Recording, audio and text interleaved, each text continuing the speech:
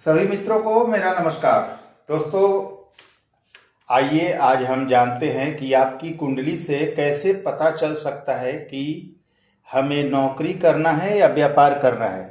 क्योंकि बहुत सारे मित्रों का कमेंट्स आता है कि हमारा कैरियर किस क्षेत्र में होगा, बताइए, जॉब हो करना उचित होगा या व्यापार करना उचित होगा।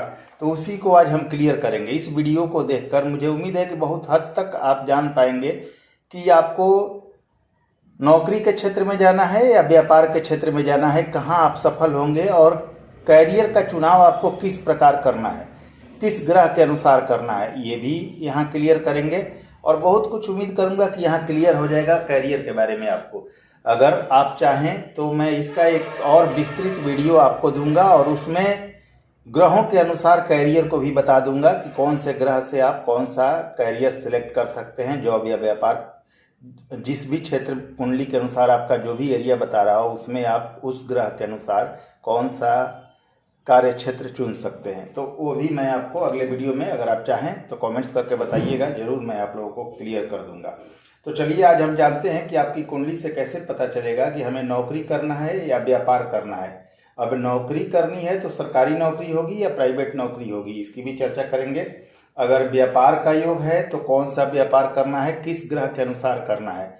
अब दोस्तों, ग्रहों के प्रकृति के अनुसार कैरियर मैं आपको अगले वीडियो में फिर से दे दूंगा कि कौन से ग्रह आपके प्रभावी हैं, जॉब या व्यापार के जो ग्रह कारक हैं उनके अनुसार कौन सा कैरियर आपके लिए बेस्ट होगा, वो भी अगले वीडियो में। क्योंकि ये वीडियो थोड़ा बड़ा हो जाएगा इसलिए मैं नहीं कर रहा हूँ, छोटा सा वीडियो दे रहा हूँ और कोशिश करूंगा कि आप लोगों को अच्छे से समझा पाऊँ। दोस्तों, आपका दसम भाव, यानी कि मैंने यहाँ मेष लग्न की कुंडली बनाई है, किसी भी लग्न की हो उससे मतलब नहीं है, मेरा सिर्फ ये है कि आप समझ सके। मैं बस ये चाहता हूं कि किसी भी लग्न की कुंडली बनाकर इस कुंडली के आधार पर आपको समझा सकूं कि जॉब या व्यापार का चुनाव कैसे किया जाता है। तो दोस्तों, मेष लग्न की कुंडली है और कोई भी लग्न हो सकता है, आप अपनी कुंडली में देख लीजिए। अब इसमें क्या देखना है आपको, दसम भाव यानी कि कर्म भाव। कर्म भाव यह बताता है कि व्यक्ति क्या करेगा, नौकरी करेगा या व्यापार करेगा, किस क्षेत्र में उसको सफलता मिलेगी, यह आपका कर्म भाव यानी कि दसम भाव बताता है मित्रों। और इसी से आपको हर चीज क्लियर करना है। अब नौकरी या व्यापार क्या करेगा आपका दसम भाव बता देगा। 11वां भाव जो कि आपके इनकम का भाव है, एकादश भाव, तो 11वां भाव यह बताता है कि आप कितना धन अर्जित जीवन में करेंगे, आपके पास कितने पैसे होंगे।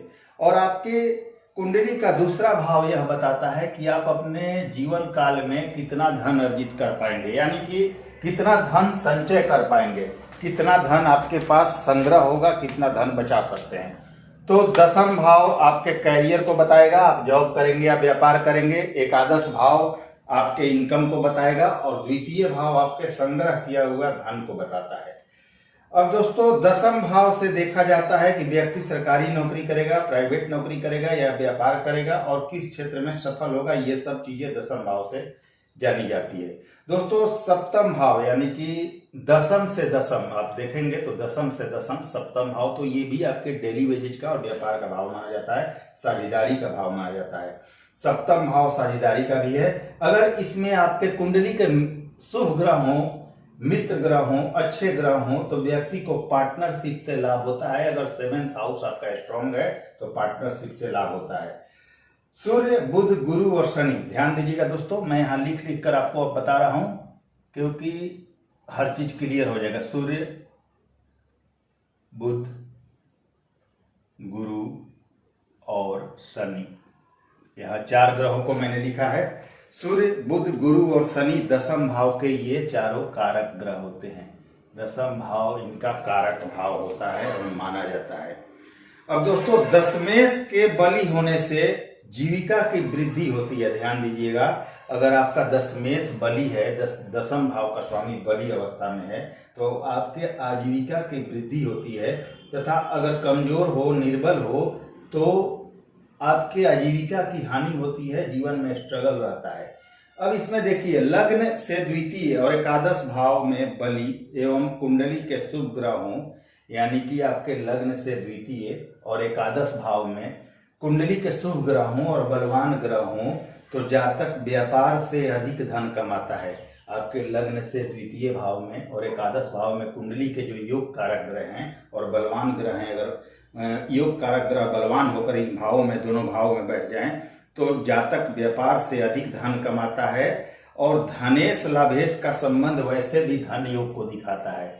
जब भी लाभेश धनेश का योग होगा, यानी एकादश भाव से द्वितीय भाव का संबंध बनेगा, दोनों मालिकों का संबंध बनेगा, स्वामियों का संबंध बनेगा, तो यह धन योग बनाता है और आपके पास अद्वितीय धन आता है इनके संबंध से। अब दोस्तों, दसम भाव का कारक उसी भाव में स्थित हो, ध्यान दीजिएगा, जैसे सूर्य बुध गुरु शनि, दसम भाव का कारक उसी भाव में स्थित हो या दसम भाव को देख रहा हो, यानी कि सूर्य हो, बुध हो, गुरु हो, शनि हो, यहीं पर स्थित हो या कहीं से इनकी दृष्टि दसम भाव पर पड़ रही हो, तो आजीविका का साधन बहुत ही सुलभ हो जाता है और आसानी से आपके आजीविका का साधन का निर्माण हो जाता है। अब चलिए कुछ इंपॉर्टेंट चीजें आप लोगों को बताता हूँ। दोस्तों, आपका लग्न यानी कि आपका शरीर, यानी कि आप अगर लग्न या सप्तम, लग्न या सप्तमेश दोनों में से कोई अगर दसम भाव से संबंध बनाए, दसमेश से संबंध बनाए, तो व्यक्ति व्यापार करता है और व्यापार से बहुत ज्यादा धन अर्जित करता है। लग्न यानी कि आप हुए, सप्तम भाव यानी कि आपके व्यापार का और आपके डेली वेजेज का भाव, पार्टनरशिप का भाव, अगर इसका संबंध या सातवें भाव का संबंध अगर आपके दसम भाव से हो रहा हो, तो व्यक्ति व्यापार से बहुत अच्छा धन अर्जित करता है। और अगर वही आपके छठे भाव का संबंध, यानी कि छठे भाव जो आपका छठवां भाव है, इसका संबंध दसम भाव से या दसमेश से हो, दसम भाव में बैठे ग्रहों से हो, तो ऐसा जातक नौकरी से धन अर्जित करता है। दोस्तों ध्यान दीजिएगा, छठे भाव का संबंध जब भी आपके दसम भाव से होगा तो जातक नौकरी के द्वारा धन अर्जित करता है, क्योंकि छठा भाव आपके सर्विस का भी भाव है, आपके सेवा भाव भी है। तो इसका संबंध जब भी आपके कार्य क्षेत्र से होगा, कैरियर के भाव से होगा, ऐसा जातक नौकरी से ही धन अर्जित करता है और नौकरी में ही उसका कैरियर श्रेष्ठ सफलता पाता है। तो आपने देखा, लग्न के या सप्तम का दसम से संबंध हो तो जातक व्यापार से सफलता पाता है, छठे का संबंध दसवें से हो तो व्यक्ति निश्चय रूप से नौकरी से धन अर्जित करता है।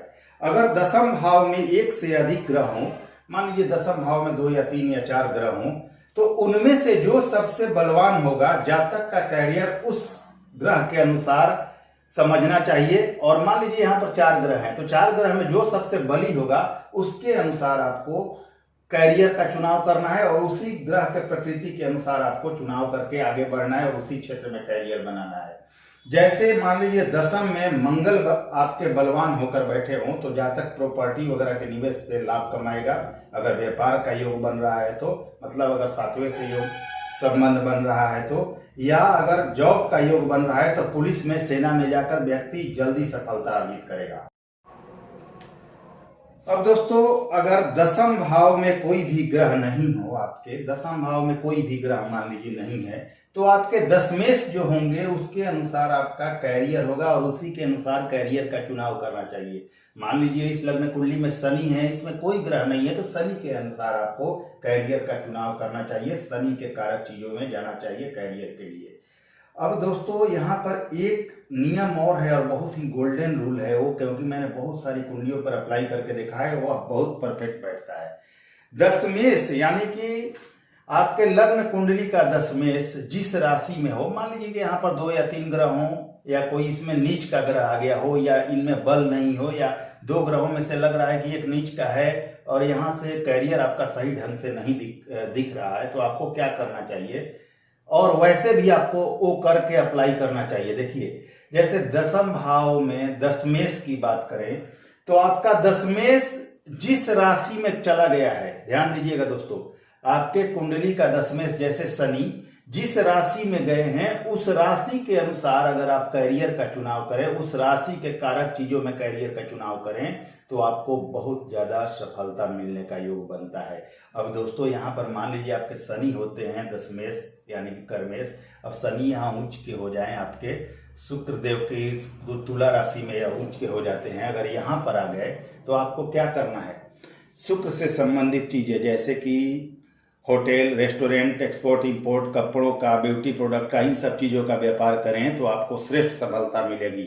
अब मान लीजिए आपके शनि जो हैं उठकर बुध की राशि में तृतीय भाव में चले गए, तो आपको ये तृतीय भाव क्या दर्शाता है? लेखन कार्य को, मेहनत को, जैसे आपका ज्योतिष हो गया उस क्षेत्र को दर्शाता है। तो इन क्षेत्रों में जाएं तो श्रेष्ठ सफलता मिलती है। तो दोस्तों यहाँ आपने समझा कि अगर दसम भाव में कोई ग्रह ना हो तो दशमेश के अनुसार कैरियर का चुनाव करना चाहिए, और अगर दसम भाव आपका स्ट्रांग नहीं लग रहा है तो दशमेश जिस राशि में हो उसके अनुसार कैरियर का चुनाव होना चाहिए। तो आपको बिल्कुल बढ़िया कैरियर का आप चुनाव करेंगे और उसमें आपको सफलता मिलेगी। लेकिन यह दशमेश जिस राशि में है वह चीज आपकी कुंडली देखकर क्लियर किया जा सकता है कि आप कहाँ सफलता पाएंगे।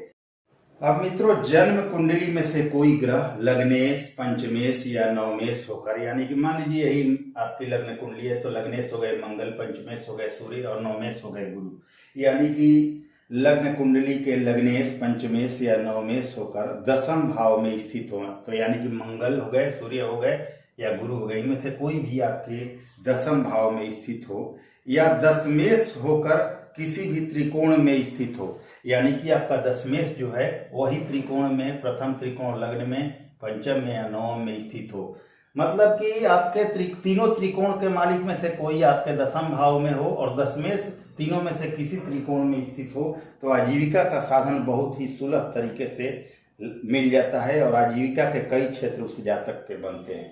अब चलिए, अगर दसम भाव में सूर्य हो या मंगल हो और कहीं से गुरु की दृष्टि पड़ जाए तो जॉब परफेक्ट रूप से मिलती है, सूर्य हो या मंगल हो, क्योंकि दोनों सूर्य और मंगल यहाँ दिग्बली होते हैं, तो दोनों में से कोई भी हो और गुरु की दृष्टि कहीं से इन पर पड़ जाए तो जॉब यहाँ पर सुलभ हो जाती है। अब दोस्तों एक बहुत ही अच्छा नियम बता रहा हूँ, इसे अनेकों कुंडलियों पर अप्लाई कर सकते हैं, सटीक बैठेगा। अगर दसम भाव में अकेला सूर्य हो, ध्यान दीजिएगा सूर्य की बात केवल कर रहा हूँ, दसम भाव में अकेला सूर्य हो तो सरकारी नौकरी देने में यह अकेला ही सक्षम होता है, चाहे वह अपनी नीच राशि में हो जाए। अब दोस्तों मान लीजिए यहाँ मकर राशि को ना मानकर हम तुला राशि को मान लें, अगर तुला राशि में सूर्य दसम भाव में नीच के भी हो जाएं तब भी यह सरकारी नौकरी देने में सक्षम होते हैं, क्योंकि दसम भाव में सूर्य तथा मंगल दोनों दिग्बली होते हैं। तो मंगल की भी यही स्थिति है, मंगल भी यहाँ नौकरी के लिए प्रभाव बढ़ा देते हैं, लेकिन सूर्य तो बहुत ज्यादा बढ़ा देते हैं। अगर सूर्य दसम भाव में नीच के भी होंगे तो अपने कारक का नेगेटिव फल जरूर आपको देंगे, जैसे पिता संबंधी या समान संबंधी परेशानी आपको जरूर देंगे, पर अपने दिग्बल, क्योंकि दसम भाव में ये दिग्बली होते हैं, तो आपको अपने दिग्बल का भी फल जरूर देंगे। यानी अगर नीच के भी हों तो सरकारी नौकरी देने में यहाँ पर पूरी तरह सक्षम हो जाते हैं, और अगर मित्र राशि वगैरह के हों तो आप तब तो कहना ही नहीं है। अगर सूर्य या मंगल नौम, यहाँ पर भी आपके सूर्य या मंगल हो जाएं, या यहाँ पर भी सूर्य या मंगल हो जाएं, तब भी आपकी बल्ले बल्ले है। अगर सूर्य या मंगल नवम और एकादश में कहीं भी हो तब भी जॉब का योग बनता है, क्योंकि दोनों अपने दिग्बल के करीब होंगे, दोनों दसम भाव में दिग्बली होते हैं। अगर सूर्य मंगल कमजोर हो तो उसे उपाय करके आप बहुत ज्यादा लाभ ले सकते हैं और जॉब का परफेक्ट योग बना सकते हैं। दोस्तों खासकर जब भी छठे का संबंध दसवें से बनता है तो सरकारी नौकरी का परफेक्ट योग बनता है। आप हमेशा किसी भी कुंडली पर अप्लाई करें। सप्तम का संबंध जब भी आपके दसम भाव से बनेगा तो जातक व्यापार में जाता है, ये भी आप अप्लाई करके देख लें। अब चलिए आपके इसको हम छोड़ते हैं, अब केपी पर चलते हैं।